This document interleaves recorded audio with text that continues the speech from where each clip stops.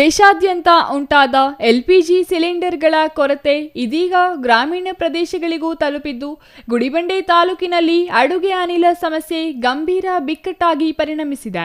ವಿಶೇಷವಾಗಿ commercial gas ಸಿಲಿಂಡರ್ಗಳ ಅಭಾವದಿಂದ hotel ಮಾಲೀಕರು ಸಂಕಷ್ಟಕ್ಕೆ ಸಿಲುಕಿದ್ದು, ದೈನಂದಿನ ವ್ಯಾಪಾರ ನಡೆಸಲು ಕಷ್ಟಪಡುವ ಪರಿಸ್ಥಿತಿ ನಿರ್ಮಾಣವಾಗಿದೆ.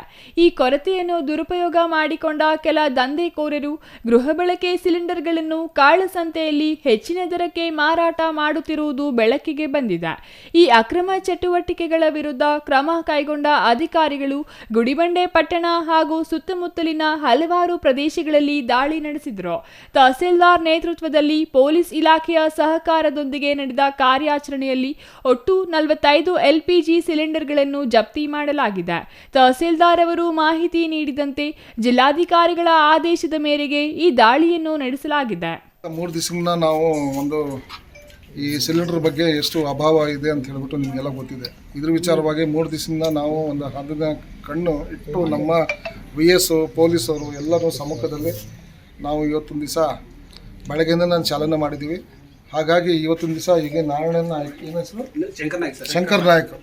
ಶಂಕರ್ ನಾಯ್ಕ ಎಂಬುವರು HP ನಮ್ಮ ಗೌರಿಬಿದನೂರಲ್ಲಿ ಏಜೆನ್ಸಿ ಇರ್ತಕ್ಕಂತಹ ಇಲ್ಲಿ ತೊಗೊಂಬಂದು ಆನ್ಲೈನಲ್ಲಿ ಏನಿದೆ ಇಲ್ಲಿ ಏನು ಡೊಮೆಸ್ಟಿಕ್ ಬುಕ್ ಮಾಡಿದ್ದಾರೆ, ಅವ್ರಿಗೆ ಡೆಲಿವರಿ ಮಾಡ್ತಾಯಿದ್ದೀವಿ ಅಂತ ಹೇಳ್ಬಿಟ್ಟು ಹೇಳ್ತಾ ಇದ್ದಾರೆ.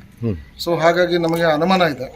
ಅದನ್ನು ಇರ್ತಕ್ಕಂತಹ ಏನು ಇವತ್ತು 18 ಫುಲ್ ಇದೆ, ಫುಲ್ ಇರ್ತಕ್ಕಂತಹ 15 ಇದೆ, ಒಳಗಡೆ ಒಂದಿದೆ, ಇಲ್ಲಿ ಆಟೋಲ್ಲಿ 14 ಇದೆ, ಒಟ್ಟು 15 ಇದೆ.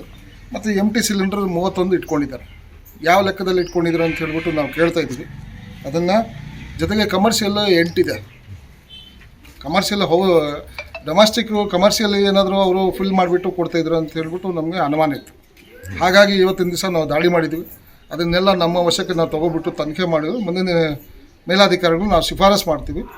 ಮೇಲಾಧಿಕಾರಿಗಳು ಏನು ಆದೇಶ ಕೊಡ್ತಾರೋ ಅದಕ್ಕೆ ತಕ್ಕಂತೆ ನಾವು ಸ್ಕ್ರೂಟ್ನಿ ಮಾಡಿ ವಸ್ತುಸ್ಥಿತಿಯನ್ನು ನಾವು ಮುಂದಿನ ದಿನಗಳು ನಾವು ತಿಳಿಸ್ತೀವಿ. ಅಕ್ರಮವಾಗಿ ಸಂಗ್ರಹಿಸಿ ಮಾರಾಟ ಮಾಡುತ್ತಿದ್ದ ಸಿಲಿಂಡರ್ಗಳನ್ನು ವಶಪಡಿಸಿಕೊಂಡು ಅವುಗಳನ್ನು ಆಹಾರ ಸರಬರಾಜು ಇಲಾಖೆಗೆ ಹಸ್ತಾಂತರಿಸಲಾಗುತ್ತದೆ. ಈ ಸಂಬಂಧ ಸಂಬಂಧಪಟ್ಟವರ ವಿರುದ್ಧ ಪ್ರಕರಣವನ್ನು ದಾಖಲಿಸಲಾಗುತ್ತದೆ ಎಂದು ತಿಳಿಸಿದರು. Satish Babu, CTV news, Gudibande.